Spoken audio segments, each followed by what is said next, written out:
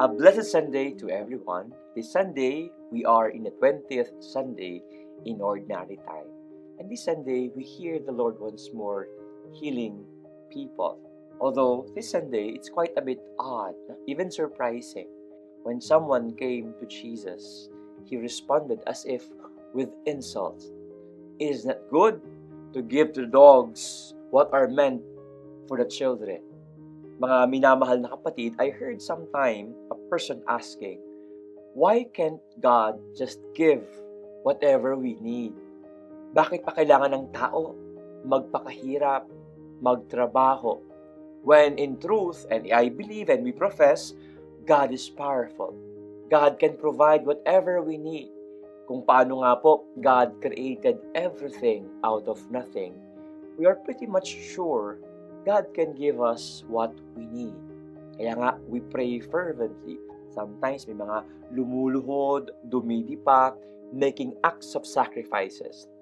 And sometimes, we can't help but ask, bakit naman pahirapan? Why can't God just give what we ask from Him? Walang hirap. Easily. Kung paano minsan tayo mga magulang, kung mahal na mahal natin ang ating mga anak, when they need something, when they ask for something, walang kahirap-hirap, ibinibigay because we love. In today's gospel, when this woman was asking for the Lord's healing power for a miracle, and yet the Lord as if throwing insult at her, why should I give what is meant for children to the dogs?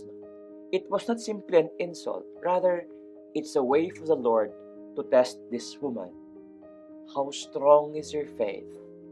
Do you truly value what you're asking for? But sometimes, it would appear and seemingly, God would not give it to you. What would you do? Minsan po, tayong mga tao, ganyan po yung atin pong pag-iisip. Minsan, may mga nagtatampo sa Diyos, nagagalit sa Diyos, pag hindi nakuha yung gusto, parang nagtatantrums, ayoko nang maniwala sa iyo. I have prayed for so long and yet my prayers are unanswered. Para bang yung ating pananampalataya sa Diyos ay nakabase, depende sa kung ano ang kanyang ibibigay po sa atin. Today we are being reminded that grace is not cheap. When difficult times come, are we going to abandon the Lord? When the Lord seemingly asks of you, why should I give it to you? Are you easily going to give up? We all know from experience that when things we get easily, we end up not valuing them too much. Alam po natin siguro when we were young, when we were easily able to obtain our allowance from our parents, para bang ang dali-daling gastusin. Anyway, hindi mo naman pinaghirapan. You can easily ask again from your parents. But the moment we experience working for our own living, every peso seemingly they count. Kahit pa nga may mahulog na barya, atin pong pupulutin because we know we worked hard for it. No? Nagpawis tayo, nagpagod tayo para sa perang ito. These small things, they become valuable for us kasi may kasamang effort. And even in relationships. No? Kaya minsan, no offense po, sa mga nagligawan ng madalian, para bang nangligaw ng sandali, sinagot ka agad, nako, nakakalungkot. They easily give up on them. Because pag dumating po yung conflict, anyway, madali ko naman siyang napasagot. Anyway, madali ko naman siyang sinagot, para bang walang investment. My dear brothers and sisters, the reason why as Catholics, we have in our churches, at the center of our churches, that crucifix with Jesus crucified, the image of the person who suffered and died on the cross, not because we enjoy seeing someone suffering there on the cross.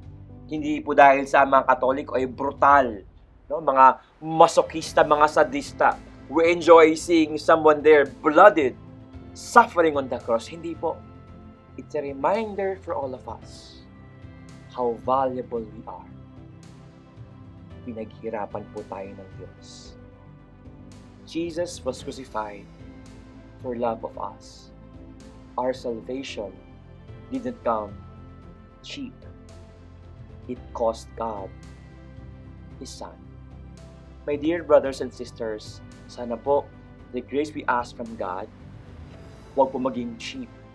Ibig sabihin, when we ask from God, huwag tayong titigil, huwag tayong mapagod, huwag tayong magtampo.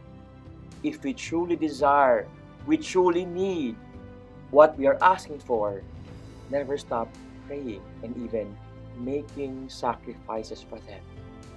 May we show God, Lord, the grace I'm asking for and what you're going to give me, I'm sure. I will not treat it cheaply. Gusto ko po, may effort din ako to show you, mahalaga po sa akin at pahalagahan ko po ang ibibigay ninyo. My dear brothers and sisters, let us not make grace cheap.